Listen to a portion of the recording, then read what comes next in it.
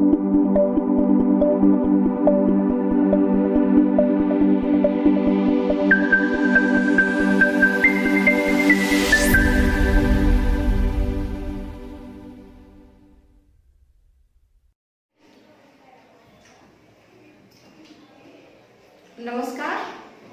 सृजल academy के YouTube channel पे आप सभी का हार्दिक स्वागत एवं अभिनंदन है। देखिए, अब जो हम लोगों का ये 5 दिवसीय हम लोग जो धरना प्रदर्शन था वो डिजिटल स्ट्राइक पे हम लोग बैठे हुए थे, यानी डिजिटल वार था सरकार पे, वो हम लोग खत्म हो गया। तो हम लोगों की जो मांगे थी, यानी आरआरबी जो एग्जाम डेट जो ट्रेंड में चल रहा था, सरकार ने उस पर अमल किया और उसका डेट घोषित कर दिया है, यानी 15 दिसंबर से आपका आरआरबी का जो है एग्जाम की घोषणा कर दी गई है। तो अब देखिए, एकदम शांतिपूर्वक आप लोगों से कल भी अपील किए थे कि अब हम लोगों को 3 महीने का समय है और 3 महीने हम बिल्कुल पढ़ाई पे ध्यान देंगे। तो देखिए, आज का जो हमारा छोटा सा टॉपिक है, यानी संविधान का स्रोत। तो एकदम छोटे से टॉपिक तो छोटा है, लेकिन ये छोटे लेवल से लेकर बड़े लेवल तक के परीक्षाओं में ये टॉपिक छूटता नहीं है। कहीं ना कहीं यहाँ से क्वेश्चन जरूर पूछता है। और क्यों पूछा जाता है? क्योंकि ये जो है, यानी हमारे संविधान की सबसे बड़ी आलोचना किया जाता है कि जो हमारा संविधान है ये उधार की थैली है। विभिन्न देशों से विभिन्न देशों के संविधानों से नकल किया गया है। तो जबकि ऐसा है नहीं, लेकिन ये जो है आरोप लगता चला आया है। इसलिए यहाँ पे जो है बहुत सारे विभिन्न विदेशी संविधानों से, यानी स्रोतों को ग्रहण किया गया है। वहाँ की जो महत्वपूर्ण चीजें थी, महत्वपूर्ण आर्टिकल थे, महत्वपूर्ण बातें थी, उनको समाहित किया गया है, हमारे संविधान में लिया गया है। तो वो क्या क्या चीजें हैं जिसे हम दूसरे देशों के संविधानों से लिए, उसके बारे में हम लोग जानेंगे। देखिए, उस समय की जो हमारी परिस्थितियां थी वो इस तरह की थी, यानी कि हम जल्दी से जल्दी अपने संविधान का निर्माण कर लें। और हम एक तो पहले गुलाम थे, एक सीमित समय में हमें अपने संविधान का निर्माण करना था और जल्दी से जल्दी हमारे अंदर थी। इसलिए जब हम आप देखे थे कि यानी संविधान सभा की दूसरी बैठक हुई कब? 11 दिसंबर 1946 को। तो जो संवैधानिक सलाहकार नियुक्त किया गया, किसे नियुक्त किया गया था? BN राव को, बेनेगल नरसिम्हा राव को। तो उनको विदेश भेज दिया गया था, यानी विभिन्न देशों के संविधानों का अध्ययन करने के लिए। तो उन्होंने लगभग 60 देशों के संविधान का अध्ययन करके वहां से महत्वपूर्ण जो चीजें थी, महत्वपूर्ण ग्रहणी अनुकरणी जो चीज थी, जिन्हें हम अपने संविधान में समाहित कर सकते थे, उनको लिया। तो देखिए, भारतीय संविधान निर्माताओं ने संसार के प्रमुख संविधानों से ऐसे तत्वों और सिद्धांतों को, ठीक है, ऐसे तत्वों और सिद्धांतों को बिना संकोच अपनाया जो भारतीय सामाजिक, आर्थिक और राजनीतिक परिस्थितियों में संतोषजनक समाधान कर सके। यानी जो हमारा उस समय का ऐसी सामाजिक, आर्थिक, राजनीतिक परिस्थितियां बन चुकी थी जिसके लिए इन्हें लेना अति आवश्यक था। और इसलिए भारत के संविधान के संसार के प्रमुख संविधानों की छाप हमें स्पष्ट रूप से दिखाई देती है, इससे कहीं हम इनकार नहीं कर सकते। लेकिन यह कहना कि भारतीय संविधान उधार का थैला है, इसे हम स्पष्टता स्वीकार नहीं कर सकते, क्योंकि बहुत सारे ऐसे तत्व हैं जो हम प्राचीन भारत से वो परंपरा रूप से चली आ रही थी, उन्हें भी हम अपने संविधान में सम्मिलित किए हैं। जैसे आप ऋग वैदिक काल पढ़ेंगे तो उसमें सभा और समिति नामक 2 संस्था थी। तो समिति को हम लोकसभा और सभा को हम राज्यसभा से तुलना करते हैं। तो वो हम देशी स्रोत के अंतर्गत उसको भी अपने संविधान में हम जगह दे सकते हैं। और हम चोल वंश पढ़ेंगे तो वहां पे जो ग्रामीण शासन थी, स्थानीय शासन चोलों में बहुत उच्च स्तर की थी। तो जो हमारा स्थानीय शासन है, ग्राम पंचायत, जो राज्य के नीति निर्देशक तत्वों में उल्लेख किया गया है अनुच्छेद 40 के तहत, तो उन्हें भी हम क्या कर सकते हैं, अपने प्राचीन धरोहर के रूप में देख सकते हैं कि ये प्राचीन काल से ही हमारे भारत में इस तरह की व्यवस्था उपलब्ध थी। तो पूरी तरह से हम अपने संविधान को उधार का थैला नहीं कह सकते हैं। अब आइए देखें कि हम जो है, देखिए यानी 1935 का जो भारत शासन अधिनियम था, वहां से हमने क्या क्या लिया। देखिए कैग कंट्रोलर ऑडिटर जनरल, बहुत इंपॉर्टेंट पद है कैग का, CAG CAG controller auditor general. और संविधान के जो संविधान में अनुच्छेद 148 में देखिएगा इसका वर्णन है। और ये इतना महत्वपूर्ण है कि डॉक्टर भीमराव अंबेडकर ने कैग के बारे में कहा था कि ये महत्वपूर्ण जो जितने भी हमारे संविधान में नौकरशाह है, उसमें सबसे महत्वपूर्ण जो पद है वो कैग का है। तो कैग यानी कंट्रोलर ऑडिटर जनरल, इसका उल्लेख संविधान में 148 अनुच्छेद 148 से 151 तक में किया गया है। तो हमारे संविधान में यानी 1935 के भारत शासन अधिनियम से कैग को अखिल भारतीय सेवाओं को और संघीय न्यायालय का शक्तिशाली होना, ठीक है। संघीय न्यायालय, जो संघीय न्यायालय भारत के लिए 1935 के अधिनियम के तहत गठित किया गया था। कब? 1937 में। किस अधिनियम द्वारा संघीय न्यायालय की स्थापना किया गया था?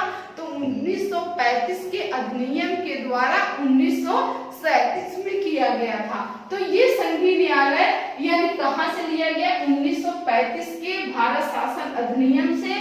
और लगभग यानी 250 अनुच्छेदों को, ठीक है, लगभग 250 अनुच्छेदों को आपको 1935 के भारत शासन अधिनियम से लिया गया था। तो ये बहुत इंपॉर्टेंट स्रोत है हमारे भारतीय संविधान में। कौन सा? 1935 का भारत शासन अधिनियम। नेक्स्ट देखिए हम पढ़ेंगे ब्रिटेन। देखिए हम लगभग ब्रिटेन के 200 वर्षों तक ब्रिटेन के गुलाम रहे। ब्रिटेन ने बहुत सारी संस्थाओं को यहाँ पे खड़ा किया। तो उन सारी संस्थाओं का स्पष्ट प्रभाव हमारे संविधान पे परिलक्षित होता है। तो ब्रिटेन से क्या क्या लिया गया है? देखिए संसदीय शासन प्रणाली, बहुत ध्यान रखिएगा। ब्रिटेन को संसदीय शासन प्रणाली का जनक या जननी कहा जाता है। तो वही के संविधान से हम लोग क्या लिए हैं? संसदीय शासन प्रणाली। एकल नागरिकता, देखिए एकल नागरिकता भी किस देश के संविधान से लिया गया है? तो ब्रिटेन से। बहुत बार क्वेश्चन, देखिए रेलवे में तो अब बहुत बार, अनगिनत बार क्वेश्चन पूछता है एकल नागरिकता किस देश के संविधान से लिया गया है? तो आपका आंसर होगा ब्रिटेन। और विधि का शासन, देखिए विधि का शासन यानी हम यहाँ पे, हमारे यहाँ कानून का शासन चलेगा। यानी हम किससे शासित होंगे? कानून के शासन। विधायिका विधि का निर्माण करेगी और वो उस विधि के द्वारा हम लोग शासित होंगे। ये प्रक्रिया कहाँ से लिया गया है? तो ब्रिटेन के संविधान से लिया गया है। देखिए द्विसदनीय व्यवस्था यानी लोकसभा और राज्यसभा, ये जो प्रक्रिया है ये भी हम ब्रिटेन से कह सकते हैं, हमने ब्रिटेन से ग्रहण किया है। और राष्ट्रपति का संवैधानिक प्रमुख होना बहुत इंपॉर्टेंट है। देखिए राष्ट्रपति के बारे में अलग अलग जगहों से है। जैसे राष्ट्रपति पर महाभियोग, राष्ट्रपति का पद कहां से लिया गया है? तो राष्ट्रपति का पद अमेरिका से लिया गया है। राष्ट्रपति पर महाभियोग लगाने की प्रक्रिया किस देश से लिया गया है? तो अमेरिका से लिया गया है। लेकिन जो राष्ट्रपति का संविधान का प्रमुख होना, ये कहां से लिया गया है? तो ब्रिटेन के संविधान से लिया गया। जैसे वहां प्रमुख कौन होता है? शासक होता है। और हमारे यहाँ जो प्रमुख राजा होता है, प्रिंस होता है, वहाँ का राजशाही व्यवस्था है। और हमारे यहाँ क्या है? वो राष्ट्रपति यानी संवैधानिक प्रमुख होता है, जबकि वास्तविक प्रमुख कौन होता है? प्रधानमंत्री होता है। ध्यान रखिएगा। नेक्स्ट देखिए अमेरिका के संविधान से, अमेरिका के संविधान से बहुत सारा कुछ ग्रहण किया गया है। तो अमेरिका के संविधान से प्रस्तावना, देखिए आप एकदम करीब प्रस्तावना की भाषा आ जाएगा तो आप सीधा ऑस्ट्रेलिया के संविधान से लगाएंगे, लेकिन यदि प्रस्तावना आता है, प्रस्तावना का विचार कहाँ से लिया गया है, तो अमेरिका के संविधान से। मौलिक अधिकार अमेरिका के संविधान से लिया गया है। आप लोग जब मौलिक अधिकार पढ़ाएंगे तो उसमें बताएंगे मौलिक अधिकार को वर्तमान में कितने मौलिक अधिकार हैं, तो 6 मौलिक अधिकार थे, लेकिन मूल संविधान में कितने मौलिक अधिकार थे, तो मूल संविधान में कुल 7 मौलिक अधिकार थे, लेकिन 44वें संविधान संशोधन 1978 द्वारा यानी संपत्ति के मूल अधिकार को समाप्त करके कर दिया गया। तो अब कितने मौलिक अधिकार बचे, तो आपके 6 मौलिक अधिकार बचे। देखिए न्यायिक पुनरावलोकन बहुत इंपॉर्टेंट है, मोस्ट इंपॉर्टेंट है, बहुत बार क्वेश्चन पूछता है। न्यायिक पुनरावलोकन कहाँ से लिया गया है, तो अमेरिका के संविधान से लिया गया है। यानी न्यायिक पुनरावलोकन क्या होता है, तो न्यायिक पुनरावलोकन के तहत यानी जब आप भारतीय की न्यायपालिका पढ़ेंगे तो उसमें आर्टिकल 137 आप लोगों को पढ़ाएंगे, अनुच्छेद 137 के तहत जो सर्वोच्च न्यायालय को न्यायिक पुनरावलोकन की शक्ति प्राप्त है, यानी इसके तहत न्यायालय अपने ही निर्णय को दोबारा से क्या कर सकती है, विलोकन कर सकती है, उसका दोबारा से रिवाइज कर सकती है। यदि उसको ऐसा लगता है कि मेरी तरफ से कुछ गलत डिसीजन दे दिया गया है तो अपने ही डिसीजन पे वो पुनर्विचार कर सकती है, तो इसे न्यायिक पुनरावलोकन कहा जाता है। और कहाँ के संविधान से लिया गया है, तो अमेरिका के संविधान से लिया गया है। अब देखिए न्यायपालिका की स्वतंत्रता, यह न्यायपालिका पूर्ण रूप से स्वतंत्र होगी, यानी कार्यपालिका और न्यायपालिका का पृथक्करण हम राज्य के नीति निर्देशक तत्व पढ़ेंगे तो अनुच्छेद 50 के तहत दिया गया है। और न्यायपालिका की पूर्ण रूप से स्वतंत्र होने की जो अवधारणा है वो किस देश के संविधान से लिया गया है, तो अमेरिका के संविधान से लिया गया है। अब देखिए राष्ट्रपति व उस पर महाभियोग लगाने की प्रक्रिया, इसको ध्यान रखिएगा। राष्ट्रपति का संवैधानिक प्रमुख होना किस देश के संविधान से लिया गया है, तो ब्रिटेन के संविधान से, लेकिन राष्ट्रपति और उपराष्ट्रपति का पद कहां से लिया गया है, तो अमेरिका के संविधान से लिया गया है। और उपराष्ट्रपति पर महाभियोग लगाने की प्रक्रिया यानी उसके पद से उसे कैसे हटाया जाता है, तो महाभियोग द्वारा। महाभियोग की प्रक्रिया किस देश के संविधान से लिया गया है, तो अमेरिका के संविधान से लिया गया है, एकदम याद रखिएगा आप लोग। नेक्स्ट है न्यायपालिका का स्वरूप। देखिए न्यायपालिका का जो स्वरूप होता है हमारे यहाँ ये होता है ट्रायंगल, यानी आप देखेंगे त्रिकोण टाइप का, यानी जैसे जैसे नीचे ऐसे रहता है और ऊपर जाकर एक हो जाता है। यानी न्यायपालिका की सर्वोच्चता जो हमारे यहाँ न्यायपालिका है उसका स्वरूप इस तरह होता है, देख लीजिए त्रिकोणानुसार ऐसे होता है। यानी शीर्ष पे क्या होता है, यहाँ पे सर्वोच्च न्यायालय होता है, सर्वोच्च न्यायालय, यानी इसके ऊपर कोई न्यायालय नहीं होता है। तो उसका न्यायपालिका का स्वरूप हमारा कहां से लिया गया है, अमेरिका के संविधान से लिया गया है। और देखिए मोस्ट इंपॉर्टेंट, देखिए ये पीसीएस में क्वेश्चन पूछ चुका है, जनहितवाद। जनहित जो आजकल जनहित याचिकाएं बहुत अधिक जारी की जाती है, तो जो जनहित याचिका होती है वो कोई भी व्यक्ति किसी दूसरे व्यक्ति के तरफ से दाखिल कर सकता है। जैसे हमारे यहाँ बाढ़ आया या जो कोरोना महामारी इस समय फैला है, यदि यहाँ पे सही से उनका उपचार नहीं किया जाता, व्यक्ति अधिक से अधिक लोग मर रहे हैं बिना इलाज के, तो अगर इस तरह की अव्यवस्था फैल जाएगी तो उसके लिए कोई भी व्यक्ति, सामाजिक संस्था या कोई भी व्यक्ति जो सोशल वर्कर है वो जनहित याचिका दाखिल करके इसका जवाब मांग सकता है और हाई कोर्ट सरकार को निर्देश जारी करता है कि इसकी भरपाई करिए या यहाँ पे जो अव्यवस्था है उसको आप देखिए। तो ये जनहित याचिकाएं कहाँ से ली गई हैं? तो अमेरिका के संविधान से लिया गया है। बहुत ही मोस्ट इंपॉर्टेंट है ये, आप लोग ध्यान रखिएगा। जनहित याचिका कहाँ से लिया गया है? तो अमेरिका के संविधान से लिया गया है। अब देखिए संविधान की सर्वोच्चता, देखिए संविधान की सर्वोच्चता भी हम अमेरिका के संविधान से लिए, यानी संविधान की सर्वोच्चता हमारे यहाँ जो संघीय शासन प्रणाली है, यानी उसमें जो है हमारा उसमें संविधान सर्वोच्च है। तो जो संघीय शासन व्यवस्था है हमारा वो कनाडा से लिए हैं हम, और ज्यादातर कनाडा से लिए हैं हम। आपको जब डिटेल में पढ़ाएंगे तो बताए थे आप लोगों को कि हमारा जो संविधान है वो क्या है, संघात्मक और एकात्मक का मिश्रण रूप है, लेकिन आपातकाल में वो संघात्मक ज्यादा हो जाता है। तो संघात्मक हो जाते हैं, संघ में ज्यादा शक्ति निहित है और संविधान इसमें क्या है हमारा सर्वोच्च है। यदि इस तरह के क्वेश्चन भी बन जाते हैं, निम्न में से सबसे सर्वोच्च कौन है? सर्वोच्च न्यायालय, संविधान या राष्ट्रपति या यहाँ पे प्रधानमंत्री, तो आप क्या ऑप्शन लगाएंगे? संविधान। देखिए हमारा संविधान सर्वोच्च है, यानी हम जहां भी हैं अपने संविधान को सर्वोच्चता देते हैं। सर्वोच्च न्यायालय जो हमारा होता है वो भी हमारे संविधान की व्याख्या करता है, यानी संविधान के अनुसार संविधान का संरक्षक उसे माना जाता है।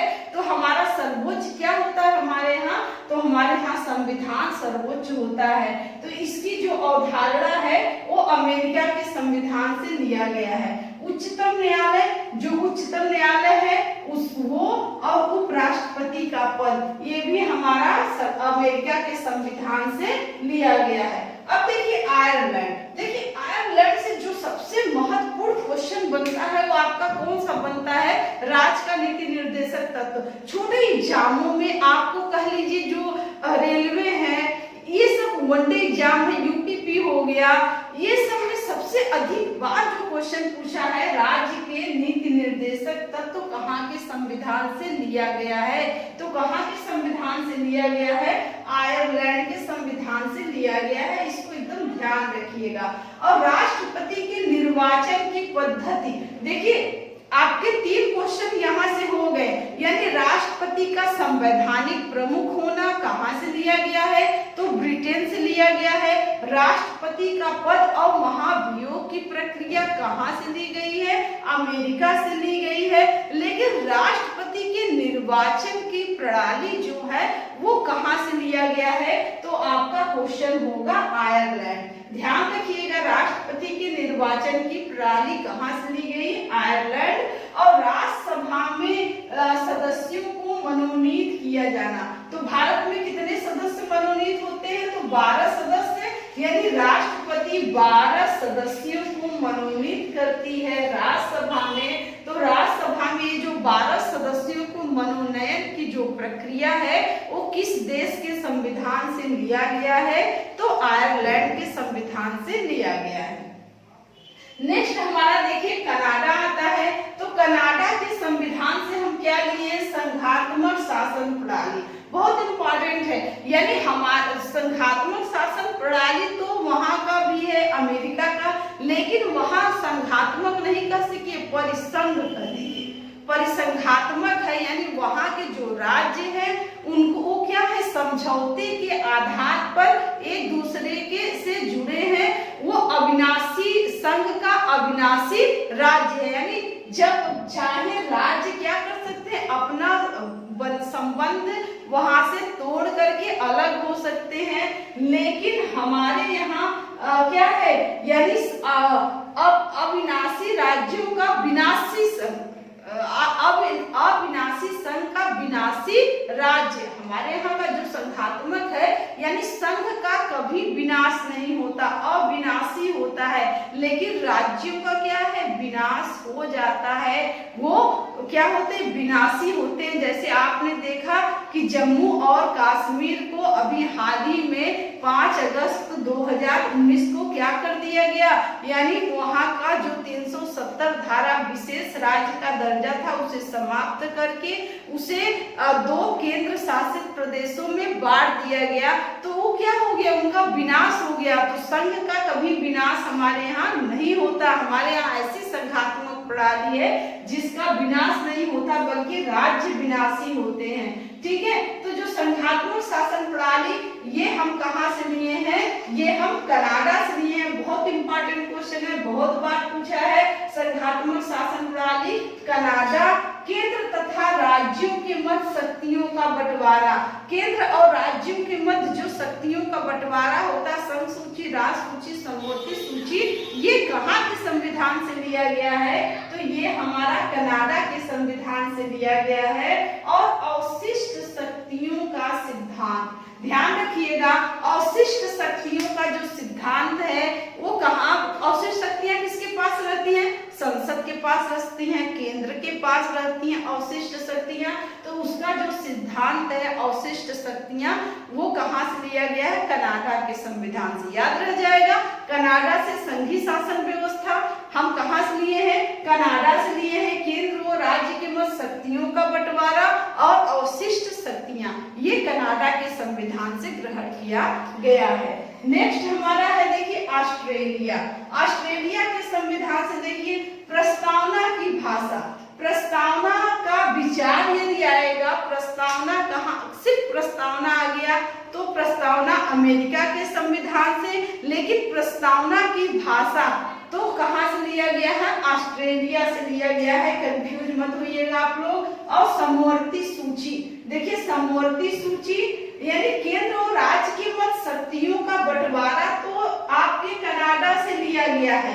अवशिष्ट शक्तियों का जो सिद्धांत है वो भी कनाडा से लिया गया है, लेकिन जो समवर्ती सूची है वो कहाँ से लिया गया है, ऑस्ट्रेलिया से लिया गया है। और संसद के दोनों सदनों की संयुक्त बैठक, यानी संसद के दोनों सदनों की संयुक्त बैठक की अध्यक्षता कौन करता है, लोकसभा का अध्यक्ष करता है। बहुत इंपॉर्टेंट, इससे क्वेश्चन बहुत पूछते हैं। संयुक्त बैठक को बुलाता कौन है, राष्ट्रपति। इसकी अध्यक्षता कौन करता है, तो लोकसभा अध्यक्ष। लोकसभा अध्यक्ष के न रहने पे कौन करता है, लोकसभा उपाध्यक्ष करता है। तो ये बहुत सारे ऐसे लोग, अब क्वेश्चन यहाँ से अब आ गया, लोकसभा उपाध्यक्ष की अनुपस्थिति में संयुक्त सेशन का अध्यक्षता कौन करता है, तो कभी भूल करके भी उपराष्ट्रपति मत लगाइएगा, क्योंकि उपराष्ट्रपति नहीं करता। यदि किसी परिस्थिति में लोकसभा उपाध्यक्ष अध्यक्ष दोनों नहीं रहते हैं तो राज्यसभा का उपसभापति करता है,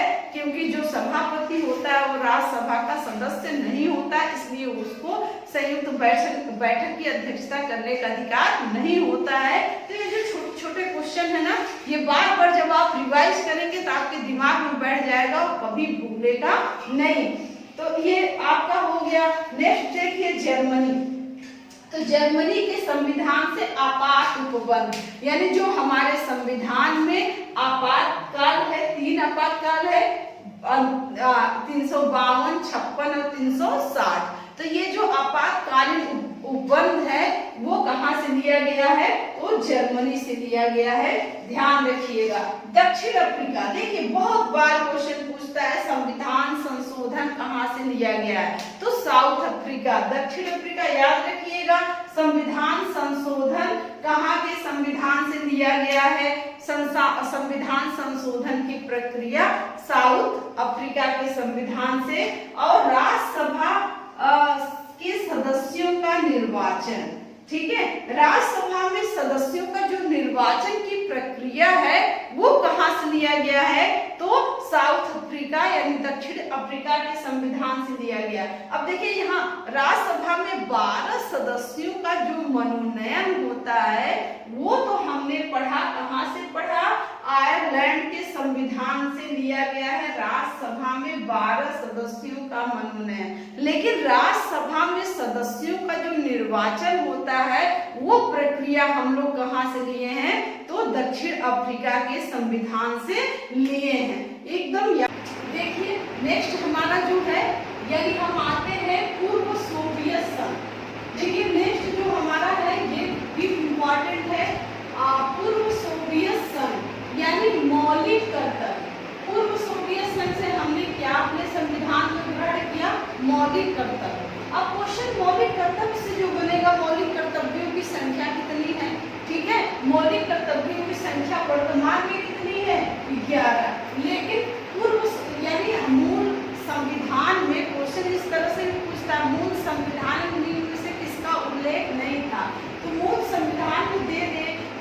मौलिक अधिकार का या मौलिक कर्तव्य का निम्न से 3-4 ऑप्शन और दे देगा तो आपका आंसर क्या हो जाएगा।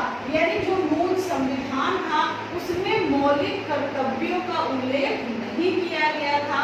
इसे 42वें संविधान संशोधन 1976 में यानी स्वर्ण सिंह कमेटी के सिफारिश पर इसे हमारे संविधान में सम्मिलित किया गया। इतना ध्यान रखिएगा, यानी जब सम्मिलित किया गया तो उस समय कितने मूल कर्तव्य थे, 10 मौलिक कर्तव्य थे। लेकिन वर्तमान में कितने मौलिक कर्तव्य हैं, तो 11 मौलिक कर्तव्य हैं। अब 11वां मौलिक कर्तव्य को कब जोड़ा गया, तो 86वें संविधान संशोधन, ठीक है, 86वें संविधान संशोधन 2002 द्वारा यानी इससे 11वां मूल कर्तव्य संविधान में जोड़ा गया। और 11वां मूल कर्तव्य क्या होगा, हर माता पिता या संरक्षक का यह मौलिक कर्तव्य होगा कि वो अपने बच्चों को शिक्षा का अवसर उपलब्ध कराए। तो आप देख लिए, यानी पूर्व सोवियत संघ से क्या लिया गया है, मौलिक कर्तव्य लिया गया है या मूल कर्तव्य लिया गया है, फंडामेंटल ड्यूटीज लिया गया है और पंचवर्षीय योजनाएं भी ली गई है। लेकिन जैसे ही नीति आयोग बन गया है तो पंचवर्षीय योजनाओं को समाप्त कर दिया गया, तो उसका उल्लेख करने का कोई औचित्य नहीं बचता है। तो आप सोवियत संघ आप आएगा ऑप्शन में। देखिए, यदि ऑप्शन में मौलिक कर्तव्य कहाँ से लिया गया है, अगर ऑप्शन में रूस देता है या पूर्व सोवियत संघ देता है, सोवियत संघ देता है, तो आपका आंसर यदि दोनों दे दिया है तो आपका आंसर क्या होगा, सोवियत संघ होगा। क्योंकि जब इसका विघटन नहीं हुआ था रसिया का, तभी जो है मूल कर्तव्य लिया गया था, उसके बाद तो इसका विघटन हो गया। नेक्स्ट देखिए हमारा क्या है, फ्रांस। तो फ्रांस से क्या लिया गया है, गणतंत्रात्मक जो व्यवस्था है वो फ्रांस से लिया गया है। ब्रिटेन से हम लोग प्रभावित थे। ब्रिटेन में क्या है, राजतंत्रात्मक प्रणाली अभी भी है।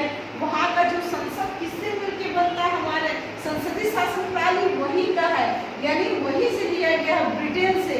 लेकिन संसद का निर्माण राष्ट्रपति, लोकसभा और राज्यसभा से होता है और ब्रिटेन में संसद का निर्माण वहाँ का राजा या महारानी और लोकसभा या Rajya Sabha, lord of commons and lords of people जो होता है उनसे मिलकर होता है। तो वही जो राजा था उसकी जगह पे हम लोग राष्ट्रपति लिए और राष्ट्रपति हमारे यहाँ वंशानुगत न होकर के जनता द्वारा अप्रत्यक्ष रूप से निर्वाचित व्यक्ति होता है। तो ये जो गणतंत्रात्मक व्यवस्था है वो हम फ्रांस से लिए हैं। और स्वतंत्रता, समानता एवं बंधुत्व का सिद्धांत, देखिए ये फ्रांस की क्रांति का बहुत महत्वपूर्ण नारा था, स्वतंत्रता, समानता और बंधुत्व का सिद्धांत। तो इसको हम अपने यानी प्रस्तावना में भी शामिल किए हैं। तो ये कहाँ से लिया गया है, तो ये फ्रांस से लिया गया है, इसको ध्यान रखिएगा। अब देखिए जापान। जापान से हमारे संविधान में क्या लिया गया है, कानून द्वारा स्थापित प्रक्रिया। कानून द्वारा स्थापित प्रक्रिया अनुच्छेद, जब आप लोग मौलिक अधिकार पढ़ेंगे तो अनुच्छेद 21 जिसमें हमें प्राण एवं दैहिक स्वतंत्रता का अधिकार प्राप्त है, उसी अधिकार में उसी में अनुच्छेद 21 में ही उल्लिखित है किसी भी व्यक्ति को उसके प्राण से यानी विधि द्वारा स्थापित प्रक्रिया के अनुसार ही लिया जा सकता है, अन्यथा नहीं। तो ये जो शब्द है कानून द्वारा या विधि द्वारा स्थापित प्रक्रिया, ये किस देश के संविधान से लिया गया है, तो जापान के संविधान से लिया गया है। तो देखिए ये छोटा सा टॉपिक था और बहुत इम्पोर्टेंट टॉपिक था। हालांकि सब बच्चे इसको पढ़ चुके होंगे, लेकिन एक बार रिवीजन के पर्पस से आप लोग पढ़ लीजिए, क्योंकि अब एग्जाम के डेट्स घोषित हो गए हैं। तो हो सकता है, इससे हो सकता नहीं 100% चांस है कि संविधान के स्रोत से क्वेश्चन पूछता है, तो क्वेश्चन निश्चित तौर पे पूछेगा।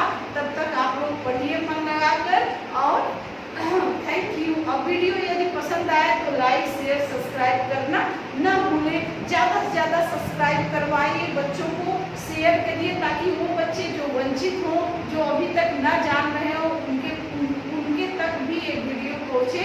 और तब तक आप लोग मन लगा के पढ़ें। धन्यवाद।